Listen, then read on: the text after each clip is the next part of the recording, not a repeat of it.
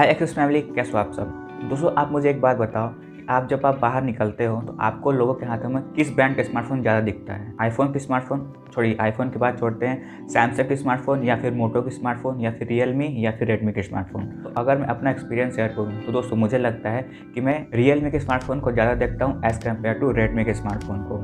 तो दोस्तों आपने कभी सोचा है कि ऐसा कैसे हुआ कि रियलमी इतनी जल्दी रेडमी के स्मार्टफोन को बीट कर दिया है इंडियन मार्केट में। तो दोस्तों आज मैं आपसे इसी बारे में बात करने वाला इस वीडियो के अंदर। तो अगर आपको ये जानना है तो आपको मेरे साथ वीडियो के अंत तक बने रहना चाहिए।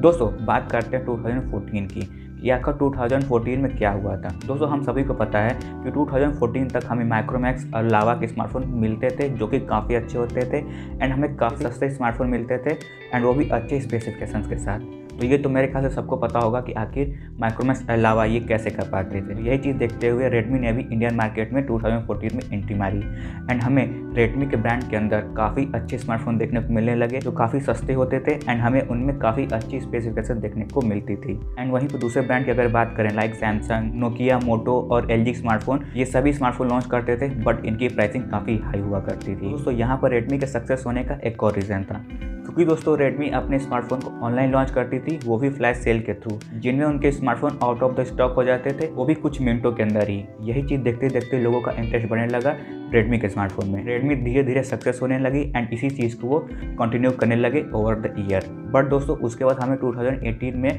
पहला रियलमी का स्मार्टफोन देखने को मिला जो कि था Realme 1 स्मार्टफोन। बट यहाँ पर एक कैच था एंड वो कैच ये था कि Realme स्मार्टफोन सब ब्रांड था ओप्पो का एंड ओप्पो ने ही अपने सब ब्रांड के अंदर Realme के स्मार्टफोन को लॉन्च किया था, वो भी ऑनलाइन, जिसमें Redmi के स्मार्टफोन को कंपटीशन दिया जा सके। तो Realme 1 लोगों को पसंद आने लगा क्योंकि Realme 1 के अंदर हमें काफ़ी अच्छी स्पेसिफिकेशन देखने को मिलती थी एंड ये सस्ते थे। एंड यहीं पर ओप्पो का भी ये ट्रिक काम कर गया एंड उसके बाद ओप्पो एंड Realme अलग अलग हो गए, जिसके बाद Realme ऑनलाइन स्मार्टफोन को लॉन्च करने लगा जिससे Redmi के स्मार्टफोन को टक्कर दिया जा सके। दोस्तों Realme ने रेडमी का सब कुछ कॉपी कर लिया, यहाँ तक कि उन्होंने उनका बिजनेस मॉडल भी कॉपी कर लिया था। दोस्तों Realme ने अपने नेम को भी रेडमी के जैसा ही रखा था जिससे लोगों को बोलने में आसानी हो एंड उनके माइंड में ये चीज़ बैठ जाए। दोस्तों आज के समय में Xiaomi की ब्रांडिंग के अंदर हमें काफ़ी सारी चीज़ें देखने को मिलती है, जैसे smartphone, power bank, laptop, TV, earphones, T-shirt, चड्डी, ये कुछ ज़्यादा हो गया। तो यहाँ पर Realme कैसे पीछे रह सकता था।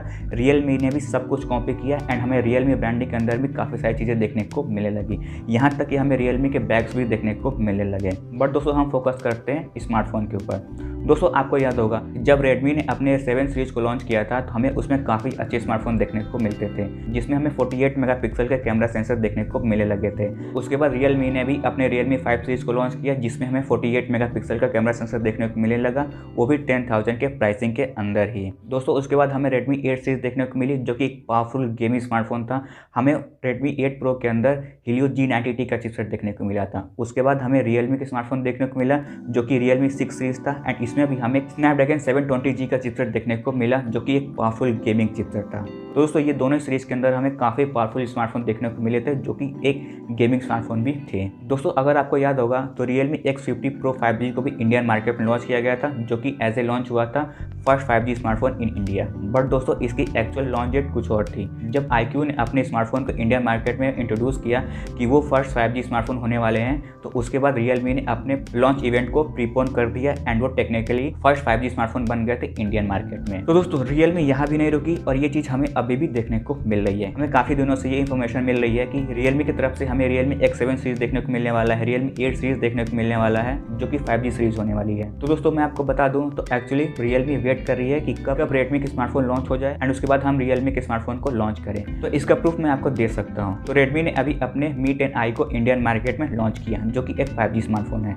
एंड अब माधव सेठ जी ने ऑफिशियली टेस्ट करना शुरू कर दिया है Realme X7 सीरीज को, जिसे आप भी देख सकते हो। तो दोस्तों एट द एंड मैं यही कहना चाहता हूँ कि Realme अपने स्मार्टफोन को ज़्यादा से ज़्यादा लॉन्च करती है इंडियन मार्केट में एंड वो अपने स्मार्टफोन को as a counterpart launch करती है अदर्स ब्रांड के। तो ऑब्वियसली लोगों को वही स्मार्टफोन पसंद आएंगे जिनमें उनको ज़्यादा से ज़्यादा वैल्यू फॉर मनी मिलेगी। दोस्तों लास्ट में मैं आपको एक और चीज़ बताता हूँ कि जैसे हमें Redmi और Realme के बीच रेस देखने को मिल रही है, वैसे ही रेस हमें कहीं ना कहीं देखने को मिलने वाली है ओप्पो एंड नार्जो ब्रांड के अंदर।